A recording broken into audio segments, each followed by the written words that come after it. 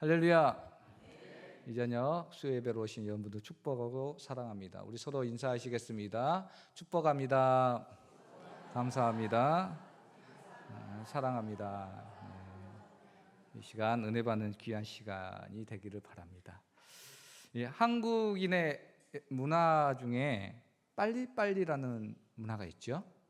빨리빨리 많이 사용하실 거예요. 그래서 빨리빨리 문화 때문에 한국 사람이라면 공통적으로 경험하는 행동들이 있습니다.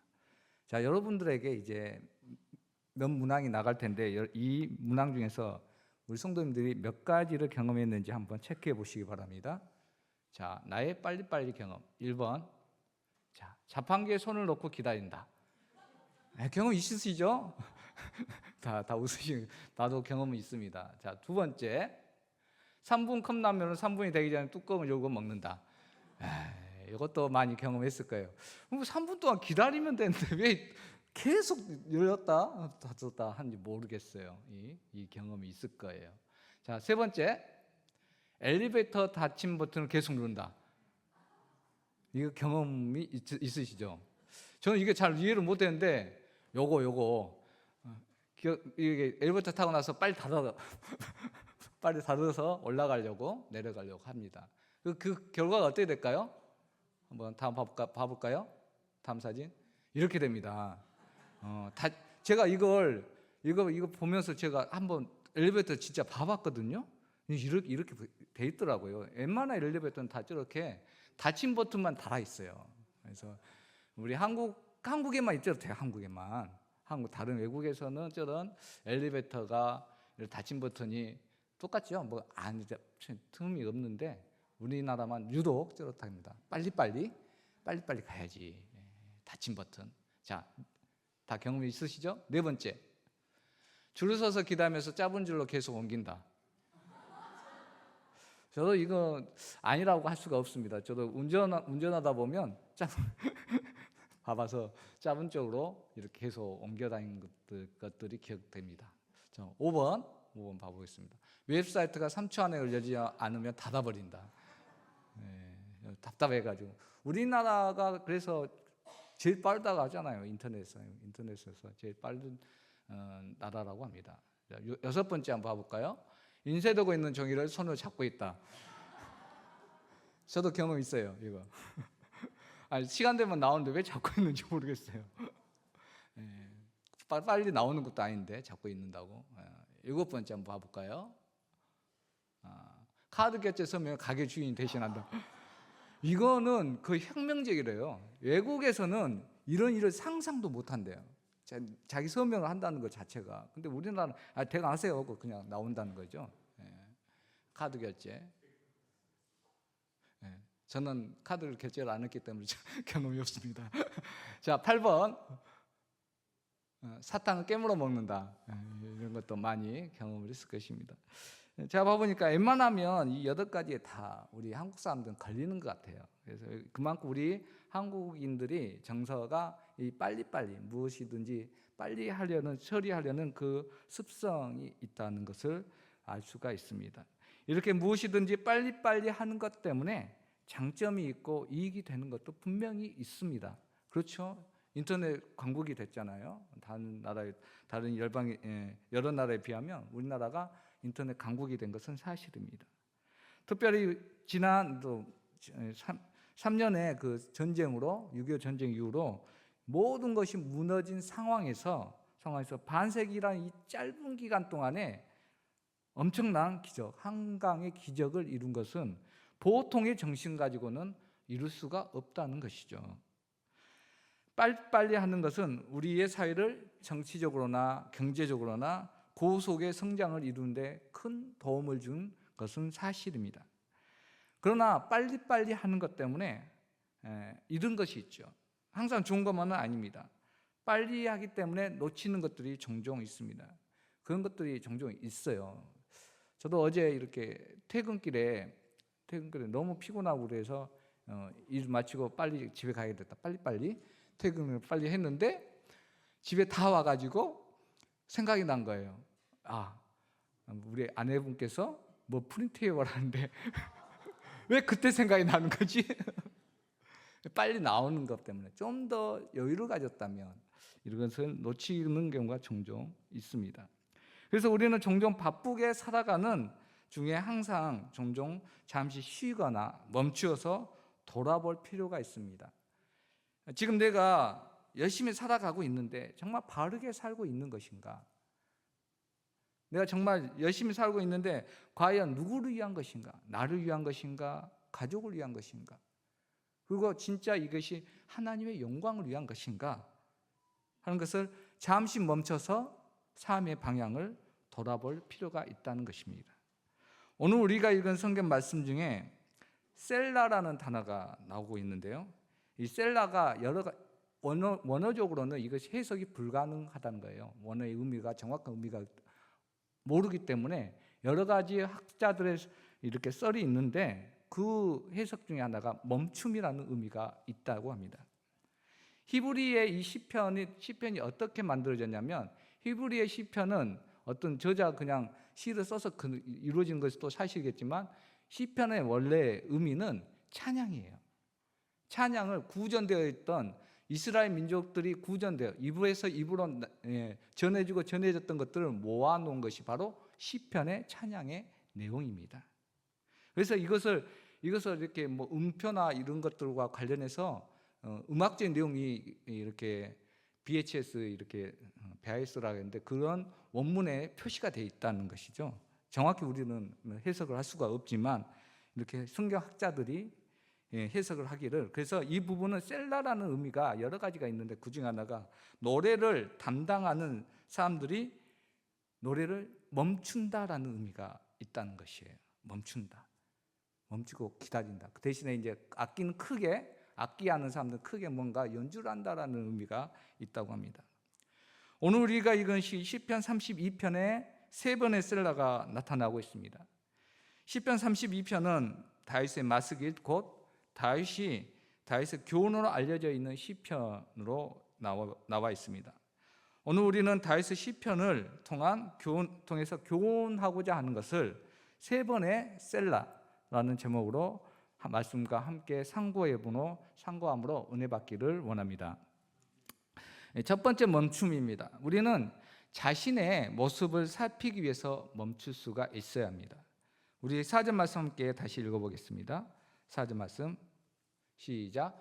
주의 손이 주야로 나를 누르시오니 내 진액이 빠져서 여름 가뭄에 마름같이 되었나이다. 셀라. 아멘. 지난주 월요일이었죠. 지난주 월요일에 담임 목사님과 함께 장로님과 함께 저희 교회에서 이제 사랑으로 헌금해 주신 그 산불 구제 헌금을 전달하려고 영덕에 다녀왔었습니다. 전달식을 잘 했습니다. 이렇게 멋지게 멋진 우리 목사님이 있죠. 전달을 잘 하고 돌아왔습니다.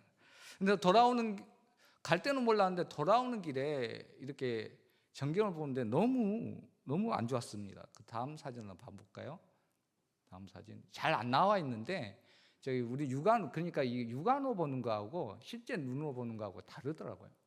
저기 다 타버린 그 모습이거든요.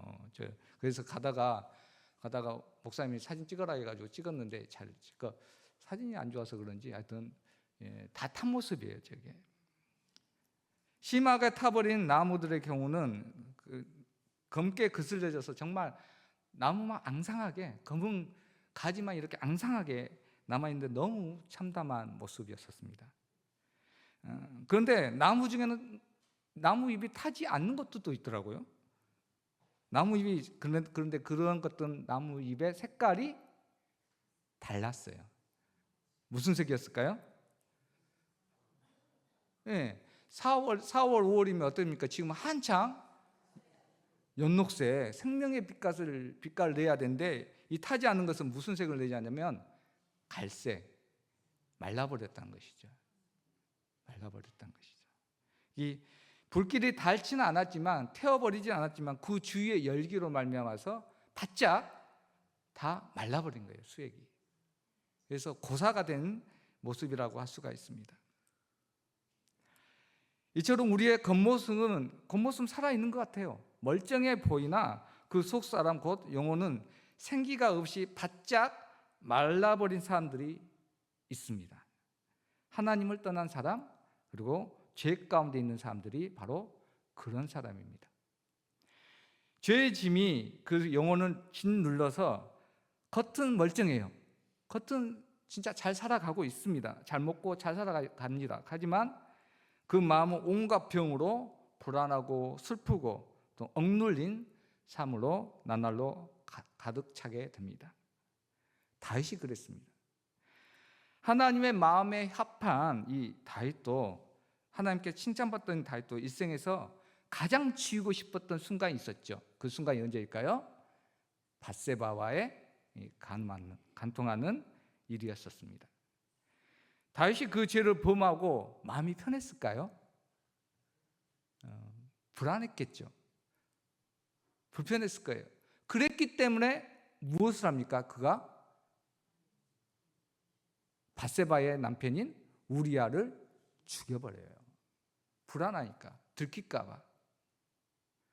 그런데 봐보면 이것을, 죄를 감추려고 어떤 어리석음을 범합니까? 더 큰 죄를 범한다는 것을 성경을 통해서 알 수가 있습니다.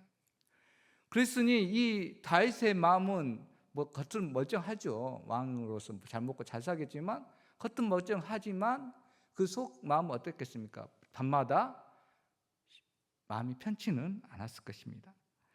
하나님을 떠난 마음은 이미 불안과 걱정으로 가득했을 거예요. 다윗은 그런 불안을 없애기 위해서 악을 벌였던 것이죠. 이처럼 악과 죄는 눈덩이와 같습니다. 처음에 아주 작아요. 그런데 이것이 굴르고 구르면 어떻게 됩니까? 엄청나게 커져서 그 무게가 감당할 수가 없게 되는 것이죠. 죄의 무게에 짓눌려서 그 영혼은 모든 생기가 빠져나갈 수밖에 없습니다. 다윗은 자신이 범죄했을 때 경험했던 그때를 기억하고 기념하면서 지금 이 시를 읽는 이들에게 교훈을 주고 있는 거예요. 자신이 경험했던 거예요. 주야로 주의 손이 나를 짓누른 상황. 자신의 죄로 말미암은 그 무거운 죄짐으로 결국 자신의 영혼은 매우 피폐해졌을 것을 오늘 또 성경을 기억하고 있습니다. 겉은 멀쩡하고 잘 먹고 잘 사는 것 같으나 그 영혼은 죽은 사람과 같습니다. 그런데요, 죄의 무게로 눌리는 것은 다윗에게 있어서는 결코 또 나쁜 것만은 아니었어요. 그 죄의 무게를 느낄 수 없는 영혼이 어쩌면 더 불행한 것이죠. 그 영혼이 그 눌림의 무게를 느낀다, 아픔을 느낀다는 것은 아직 소망이 있는 거예요.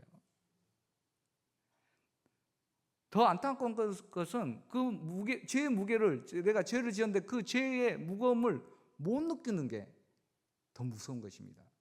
그래서 천벌이라고 하는 우리 한센 스님 병, 그 병이 무서운 게 무엇인가요? 못 느끼잖아. 썩으니까. 썩어서 못 느끼는 거예요. 심각함을 모르는 거예요. 통증을 모르는 거예요. 그런데 그렇게 죽어있기 때문에 이미 못 느끼는 것이죠. 이미 죽은 영혼이 죽었기 때문에 아픔을 느낄 수가 없게 된 것입니다. 그래서 다윗은 자신이 죄로 눌리는 것을 표현하기를 주의 손이 주야로 나를 누르시오니라고 말씀을 합니다. 그것은 죄에서 우리를 건져내기 위해서 주님이 허락하신 거란 것이죠. 주님이 내 죄의 짐에 대해서 그 아픔을 느끼도록 허락하신 거예요. 그래서 그렇게 죄에 눌리는 것에 대해서 우리를 역으로 생각해 보면 우리를 건져내시기 위해서 주께서 허락하시는 은혜의 첫 단계라는 것입니다. 그러므로 사랑하는 우리 성도님들, 혹시 지금 마음에 슬픔이나 걱정이나 불안이 있습니까? 외부로부터 오는 압박이든 내 마음의 양심의 호소이든 우리는 그런 눌림이 있는지를 다시 자기 자신에 대해서 살펴보아야 합니다.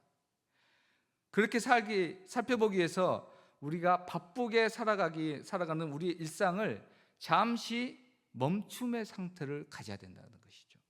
잠시 멈추는 상태. 오늘 하루를 마치면서 잠자기 전에 하루를 돌아보며 내 삶이 어땠는지 하나님 앞에 잠시 멈춰서 나를 돌아보는 시간이 반드시 필요하다는 것입니다. 하나님 앞에 불순종한 것은 없었는지, 내 말 때문에 누군가 상처를 입지 않았는지, 반대로 내가 누군가의 말 때문에 내 마음이 상처 입지는 않았는지, 그것도 중요합니다. 상처 입은 내 마음이 있다면 그것도 하나님 앞에 내어놓는 시간이, 돌아보는 시간이 있어야 된다는 것이죠. 그렇지 않고 그것을 방치하면 어떻게 될까요? 그 상처가 계속 거듭거듭되며 무감각해지고 심각한 상태가 된다는 것이죠. 방치하면 겉은 멀쩡한 듯 하나 속은 생명의 기운이 빠져나가 살아있는 자 같으나 죽은 자와 같이 될 것을 우리는 알아야 됩니다. 오늘 다윗이 노래한 첫 번째 셀라를 기억하시기 바랍니다.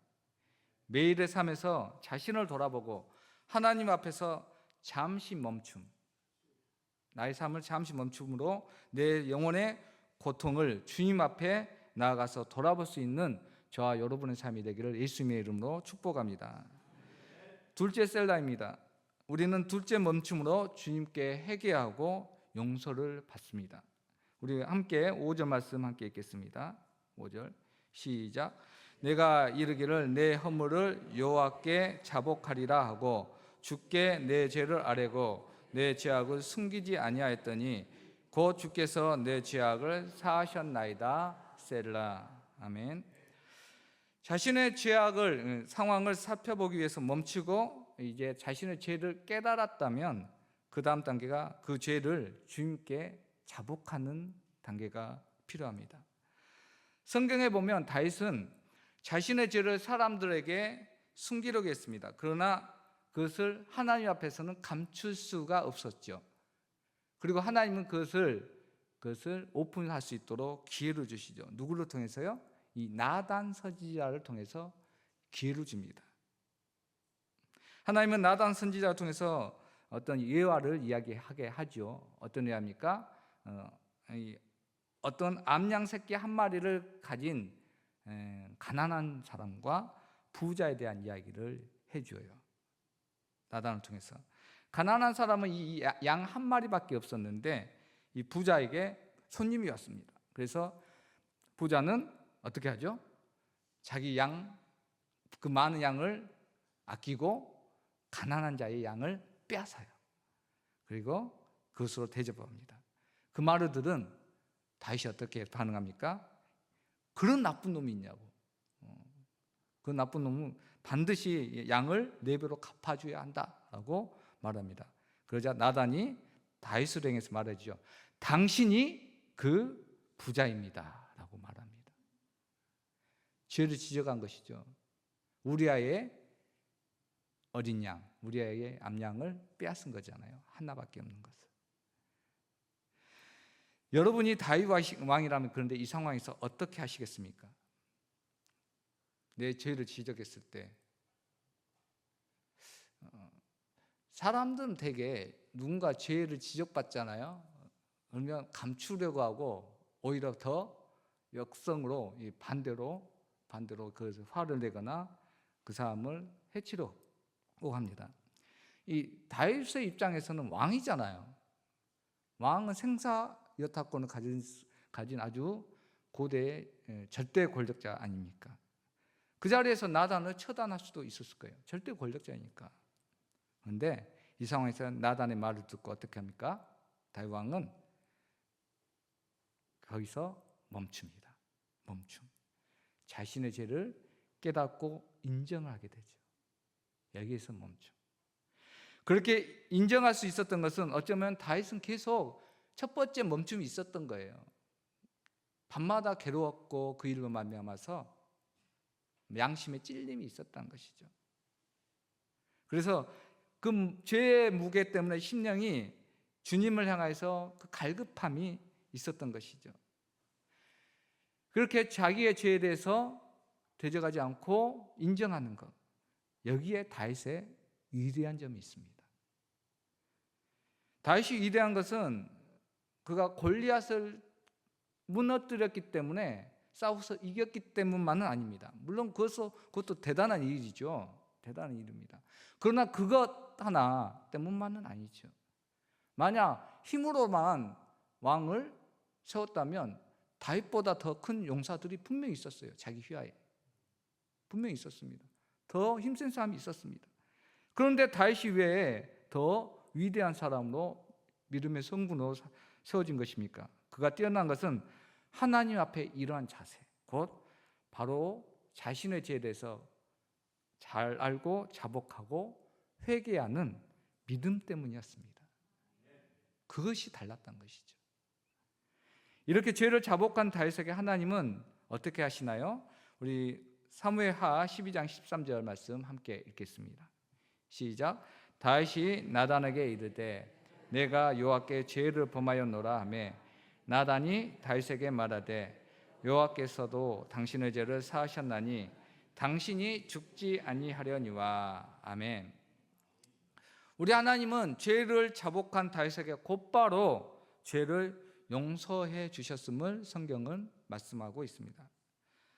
사랑하는 우리 성도님들, 혹시 슬픔이나 아픔이나 걱정이나 불안이 있습니까? 이러한 것들은 반드시 원인이 있어요. 내가 왜 슬픈지 다 이유가 있어요. 슬픈 일을 당했기 때문이겠죠. 그리고 대부분의 원인은 하나님 앞에 대개가 100개이면 99개가 거의 하나님 말씀대로 살지 못한 불순종의 결과라는 거예요. 하나님은 그런데 우리가 그런 마음, 불행한 마음, 슬픈 마음을 품은 채 불행하게 살기를 원하실까요? 아니죠. 없애주기를 원하세요. 평안을 주기를 원하세요. 그리고 없애는 방법은 어떻습니까? 다름 아니라 자신의 죄에 대해서 자복하는 것이라는 것을 우리는 알아야 됩니다. 그 방법밖에는 없어요. 그래서 죄를 자복하기 위해서 우리는 내 죄를 인정하고 자복하기 위해서 반드시 기도의 과정에서 이 둘째 멈춤의 과정을 셀라를 가져야 합니다. 죄를 깨닫게 해달라는 은혜를 구해야 합니다. 죄의 특성은 앞에서도 거듭 얘기했지만 감추려고 합니다. 웬만해서는 스스로 알 수가 없습니다. 그래서 하나님이 나단을 통해서 알려주셨듯이 우리는 주님 앞에 섰을 때, 주님의 말씀 앞에 섰을 때, 하나님의 말씀을 읽고 들을 때에 하나님 우리의 마음에 알려주세요. 말씀을 들을 때 나단에게 하나님이 전해준 말씀을 들은 것과 같이, 다윗과 같이 우리가 말씀을 들을 때 그때에 알려주세요. 우리의 잘못을 일깨워 주시는 그때 은혜가 있다는 것이죠. 그럴 때 우리는 다윗처럼 믿음으로 곧바로 죄를 인정하고 자복해야 합니다. 그럴 때에 하나님은 다윗에게 하셨던 말씀과 같이 곧바로 우리의 죄를 용서해 주실 것을 오늘 성경은 말씀해 주십니다. 하나님께 죄를 자복하고 죄 용서를 받기 위해서 우리는 둘째 멈춤이 있어야 합니다. 그 멈춤은 내 영혼을 살리는 회개의 기도의 시간입니다.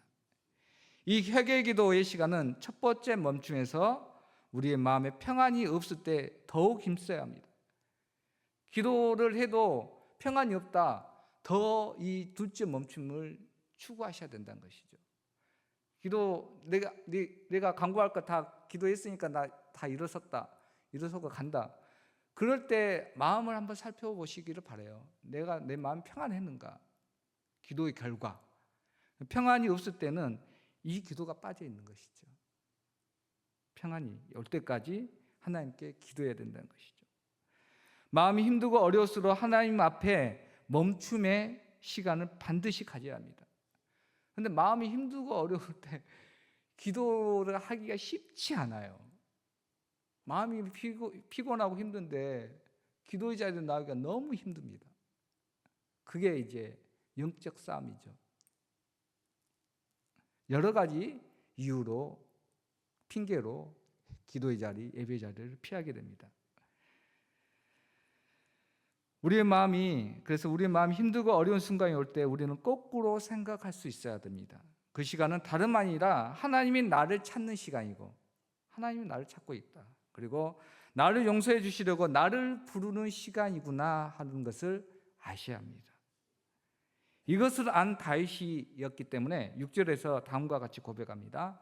우리 오늘 말씀 중에서 6절 말씀 함께 읽어볼까요? 시작.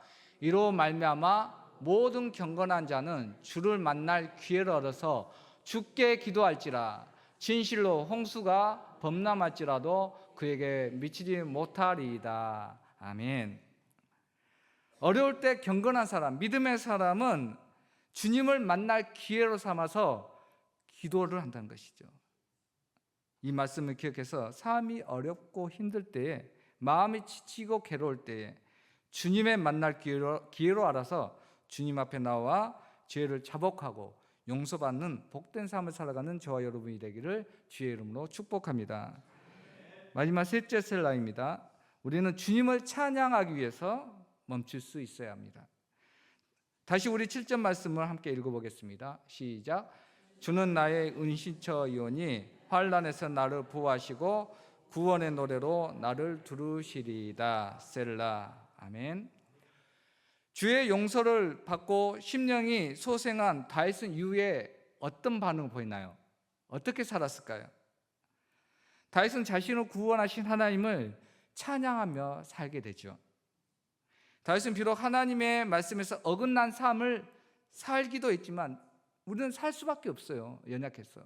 그런데 그게 중요한 게 아니라 회개하고 회복되었을 때의 반응이죠.